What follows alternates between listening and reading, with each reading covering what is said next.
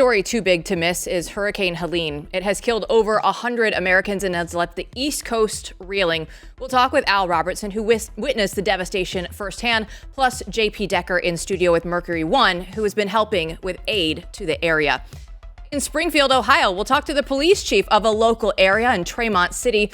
He's told us exclusively about the radio silence in Springfield and the shutting off of the scanners for nearby communities. What does that all mean? What are they hiding? And we'll have the security expert Eric Prince on the show, who will unpack the incredible story this weekend where the Secret Service was tasked with protecting the president of Iran, a state sponsor of terror, while Donald Trump said that he had to downgrade his venue in Wisconsin out of security concerns. Blaze News Tonight starts right now.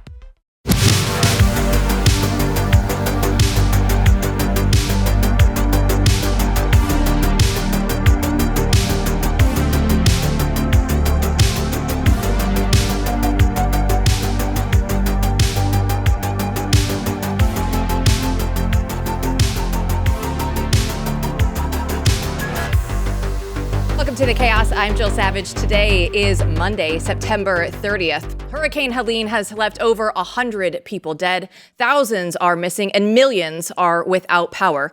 President Joe Biden recently commented on the storm and said that the feds have given all they have to give on the emergency response. It's stunning. It's unbelievable. It really is. Such a wide area. And we've given them all everything we have.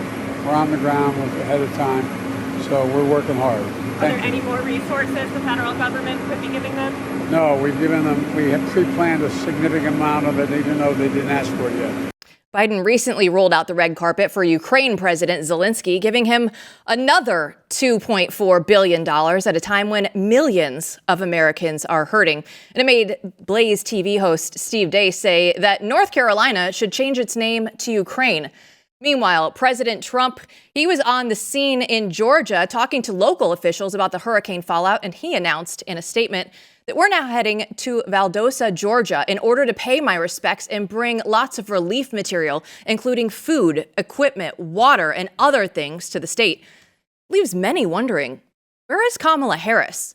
Joining me now to discuss Hurricane Helene's devastation and what Americans are doing about it is Matthew Peterson, editor-in-chief of Blaze News, JP Decker, executive director of Mercury One, and Al Robertson, Blaze TV co-host of Unashamed. So Al, I know you and your family were dealing with this. So can you tell us what happened and how others are dealing with this in North Carolina right now? Well, thank you guys for having me. We were on our way to an event in Raleigh and stopped off in Black Mountain to visit some of our family. And, we knew the storm was coming, but just, didn't know how strong it would be once it got there. What we didn't really realize is they had 2 days of probably 20 plus inches of rain prior to the tropical storm reaching there. And so what that did was that set everything ready to just literally explode. And so when that tropical storm came through and then dropped more water, and with the high winds that took down all the trees, it looks like a war zone. And so we basically got trapped there. We couldn't get out in any direction. There was no water, there was no power, there was no phone service at all. And so you didn't know what was going on. You had no way to communicate with the outside world. So I have to say, the folks that are still there, God bless them, because it was a terrifying experience for us just being in it for 2 days.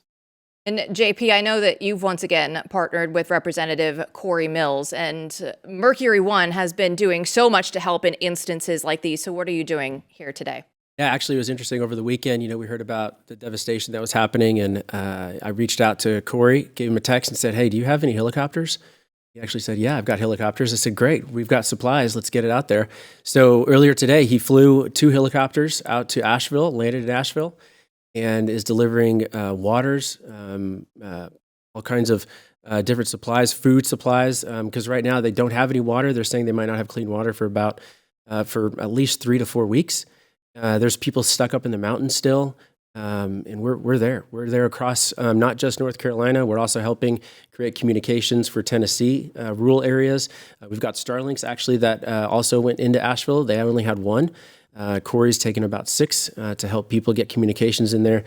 But with Mercury One, we like to be the first in and the last out. So that's what we're doing. Al, is there something that people should know out there that maybe they don't, that you see people not talking about, given the situation you're experiencing on the ground? What do you feel like people should know? Well, I love what JP was just talking about with, people being able to bring in supplies, because the most frightening thing for those there is they have no access to water. They can't get gasoline. So even if they have generators, they're not able to use them. And there were a lot of people like us who were visiting that area because it's a high tourist area. And they were just stuck on the side of the interstate. And I'm hoping by now there's been a way to get some gasoline in, or get some way to get those folks help, because they were running out of gas along I-40 and it was closed on both ends. And so they literally had no place. At least some of those families have prepared well in the North Carolina area to get through a few days. But getting fresh supplies in, getting gasoline in, anything like that is going to be a big help. And there has been one open way through 26 South, which is how we finally got out. I loved the idea about the helicopters. We were sitting outside. When I heard helicopters, I had hope, because I said, well, people are at least looking what's going on and figuring out how they can get help to these people, because it's a very frightening situation. JP, can you give a sense of the scope of this? I mean, I keep seeing these reports. I know I cannot believe what's on Twitter. I mean, there's a lot of weird stuff going on online when it comes to this, which is unfortunate. But my sense is this is just a large-scale, disaster, obviously very severe. What's the extent? What's the scope? What's the big picture? Yeah, I think the big picture is we saw this last year in Lahaina. We saw, a lot of the people weren't able to get in to help, and it was the locals that stepped up. That's what we're seeing now. No one can get in and no one can get out. So even, as early as today, we heard that FEMA wasn't there yet. National Guard hadn't gone in yet. Red Cross hadn't even gone in yet.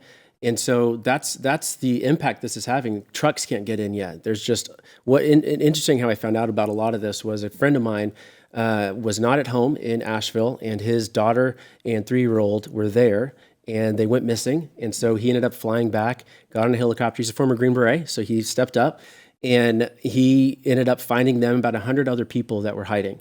Wow. And that's what's happening is their stories aren't being told, because, and they are now thanks to the Blaze and what we're doing, but those stories aren't being told. And that's what we saw in Lahaina. That's what we saw in East Palestine.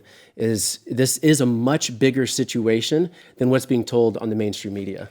Okay, this right here is incredibly important, I think, to our audience and to all of us here to get this right. And, I will say I was part of this sentiment last night, online, doing nothing but write words, but I became so angry looking at what was going on, like so many other people, because you look at the situation and you think of how much money we spend, right, on Ukraine, as Steve said, or the fact that we're giving debit cards, free hotel rooms and flights here to illegal immigrants used as indentured servants or for votes for power. We're doing the same for homeless, criminals, addicts. And you look at this and say, can we do this? Can we provide the same level of care and attention to the American people? And look, I don't want to politicize this, right? I don't want to politicize disaster, but I feel like it's already politicized, not least of which because FEMA, as we were just talking about before the show, has literally said on its website that the number one goal is equity. And that means taking into account people's race, gender, I guess sexuality when it comes to disaster management and response. They're very proud of this. This is their number one objective. And so I would just say, like Lahaina, you bring this up. You're the one who's there and saying this. I'm curious what you both think.